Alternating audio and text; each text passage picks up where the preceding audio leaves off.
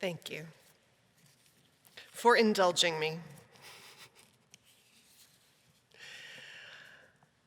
I don't want to jinx things,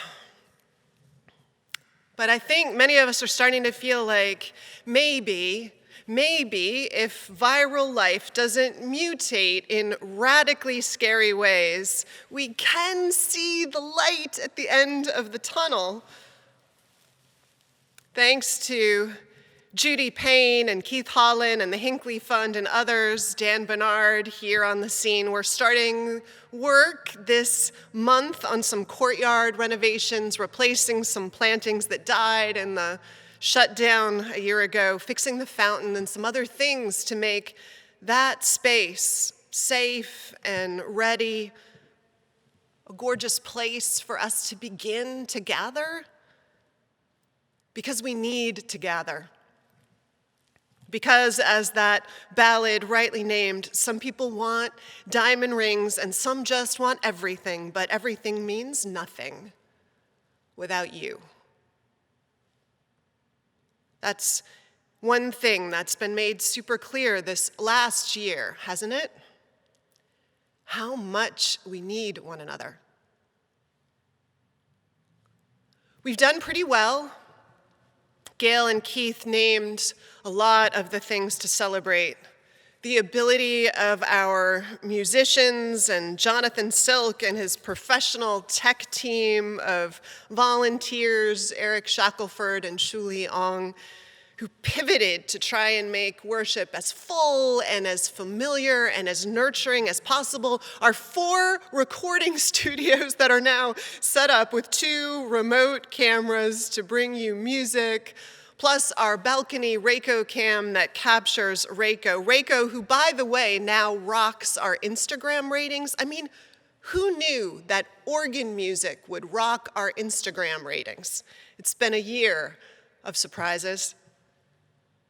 And there's all of you whose motivation to stay connected has overcome those of you who had some resistance to live stream, or helped us all overcome the challenging, sometimes frustrating learning curve of navigating Zoom. None of our new ways of connecting are as satisfying as being in a room with human beings. And I never want to look at myself on screen again when this is over. But it's all better than a year of isolation. We've continued to read books together, to engage speakers, even like the amazing speaker we have ahead this morning who will inform and challenge us. We've found safe ways to volunteer at the food bank and to witness on the steps and in rallies around the city. We've actually gotten, I think, more deeply engaged with our wholeness and racial justice work over this year. The choirs have rehearsed in new ways, and as you saw, even found their ability to make music videos, so we may have some Grammy applications ahead of us. We've even run auctions better in some ways than in past years. It hasn't all been perfect. I mean, there's been awkwardness at each new way of being, each new habit that's learned, each old, familiar, beloved ritual and tradition that we've either had to reimagine or delay. But we've done it. We're doing it. And we're not on our knees at this juncture. We are solidly on our feet and connected, and as I said, deepened even in some ways. There are roughly 250 households who were part of this congregation when we started, but there are 600 subscribers to our YouTube channel. I am grateful for and proud of all that that means and may mean going forward. I am grateful for every one of you who has found a way to connect to community. And for some reason, whenever I'm part of a tough chapter in the life of an institution or as part of a nation, as has also been true this year, one side effect is it always somehow wakes me up to remembering the others before me who must have walked the same institution or nation through similar hard times, and a sense of gratitude and curiosity about that. I don't know how many of you know that John Burens is working on a history of this church, God bless him, a deep dive into the archives and books and making calls to people who still hold some of the stories that we don't want to lose. I don't actually know of anyone who has been more independently productive during COVID-19 than John, except maybe a mother somewhere who is carrying triplets. And as part of what that book will show us, will be all of these chapters that we've inherited, unknowingly, many of them. I can't wait to have a reading group for that book to tell us what we have here, what we've had dropped into our soft, sweet palms. But in preparation for today, I went back and called Margot Campbell-Gross, our minister emerita, and I asked her to retell me just one story that she'd once told me about a chapter of ministry, one of the big lifts that a generation of leaders, some still among us, had done, that we inherited. And I want to share it for those of you who weren't around, and also just as a celebration for those of you who were, to tie into what's most on my mind this morning. So go back with me. It's 1995, and called to this church in a joint ministry, that is, two ministers who decided to try to lead together as co-equals and apply as co-ministers to this church. John Marsh and Margot Campbell-Gross were in fact chosen and voted in. Margot, I didn't realize, had actually served this church before, just after her internship at the tail end of her training for ministry. It was the year then when she served that the associate minister then, Joan Hull, was going on sabbatical, and Margot moved back to San Francisco, and she dropped into Victor Carpenter's office just to say hello and tell him she was around, and Victor saw this opportunity that he would need help for the next 9 months, and Margot was available. And so for the 1988 to 1989 church year, Margot would be the interim assistant minister at UUSF. She would leave that position just a few months before the Loma Prieta earthquake hit the Bay Area, and so she just missed that drama here. Or maybe not. Because the year Margot and John started their ministry here, 1995, began with, as it always did, the board's annual off-site retreat. And at that retreat, Ed Flish, the moderator that year, had some news. The earthquake, it turned out, had done some damage, but also the city's rules about building standards had changed.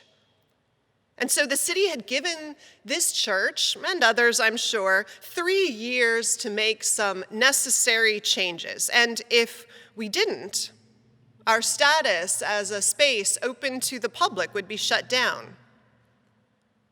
In other words, if we didn't, the church, in essence, would be shut down. Initial estimates were that the retrofitting would cost about $500,000 in repairs, or about $860,000 in current dollars. And an emergency capital campaign had to begin toot sweet.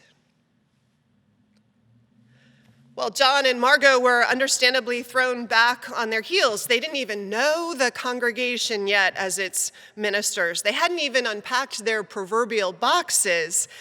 And then they were going to lead a significant fundraiser, something you normally want some goodwill and relationships when you step into. So they conferred and they got back to the board and they asked for 1 year to get to know the congregation.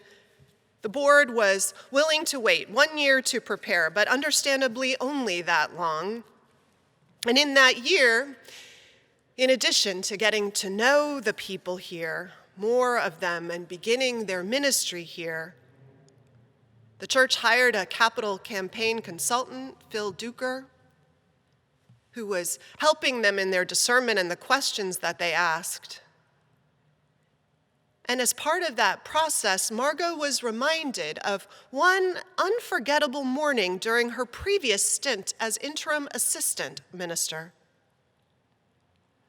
That Sunday morning, she remembers, as the service was ending, people started coming up from the pews uninvited and unannounced, and they started laying red tape across the chancel and around the pulpit. And when they left the church, Margot and John got out of the sanctuary.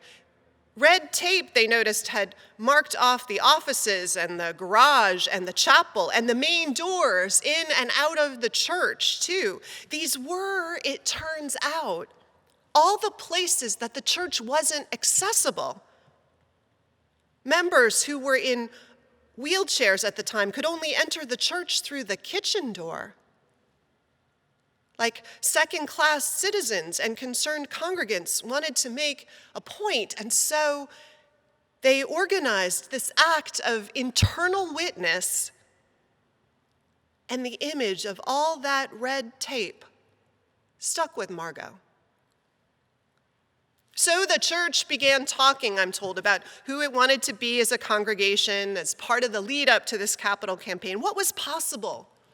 22 house meetings with small groups from the congregation and other opportunities to uncover, Margot would later write, quote, our gifts and strengths for the service of the church and the wider community. And the resonance of the red tape informed their work.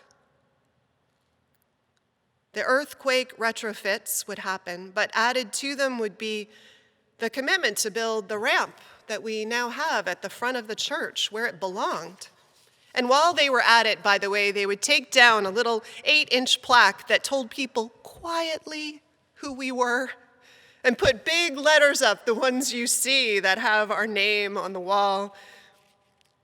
And the chancel was extended and the ramp was built here so that our most sacred space allowed easy access for all people, and the chapel was made accessible and more. The bill of all of this went from $500,000 to $2.3 million. That's almost $4 million in today's dollars. Imagine being them. You inherit a church, and it asks of you not just your annual pledge, not just your volunteer hours, not just that you walk and witness to City Hall and at rallies and teach Sunday school and cook and deliver meals to people who are sick, but that you carry the institution forward, and in doing so in ways that keep with your values, you raise $4 million. And you're out of the building the whole time the work is being done. The pews were all removed from this space. Just that, imagine the work that was required. All kinds of surprises would be discovered, as you might imagine. One day, Margot said, when she and the young adults were at church, they heard the organ playing. They came into the empty, bare sanctuary. And Reiko was, in fact, rehearsing, and they all lay down on the stripped-down floor of the sanctuary and listened. As close to heaven as they could imagine in this complicated moment of sacrifice and endurance. The church would raise the $2.3 million. In fact, when it was all totaled on the big Sunday, when they pulled the effort to a close, they had raised $1,579.40 more than the goal, including hundreds of dollars given by the children of the congregation. And we inherit a church more accessible, those of us who came after that time. One, by the way, we just made a little more accessible with our 2 new gender-neutral bathrooms, one fully accessible, single occupancy, and all the other renovated bathrooms that include accessibility, all of which you'll get to see when you're back here. And we all inherit a building that's safe, we hope, for the inevitable next big earthquake and the next, for we who live on the fault lines of the earth. And all of it placed in our soft hands when we first came and joined this place, a silent handoff in this relay race of life.